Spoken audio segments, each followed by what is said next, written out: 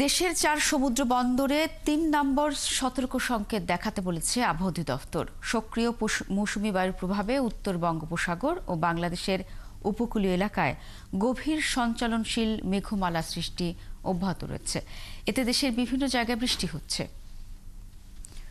বাংলাদেশের উপকূলীয় এলাকা, উত্তর বঙ্গোপসাগর ও সমুদ্র বন্দরগুলোর উপর দিয়ে ঝোড়ো হাওয়া বয়ে যেতে পারে। চট্টগ্রাম, কক্সবাজার, মোংলা ও পায়রা সমুদ্র বন্দরসমূহকে 3 নম্বর স্থানীয় সতর্ক সংকেত দেখিয়ে যেতে বলা হয়েছে। উত্তর বঙ্গোপসাগরে অবস্থানরত মাছ ধরার নৌকা ও ট্রলারসমূহকে পরবর্তী নির্দেশ না দেওয়া পর্যন্ত উপকূলের কাছাকাছি থেকে সাবধানে চলাচল করতে বলা হয়েছে।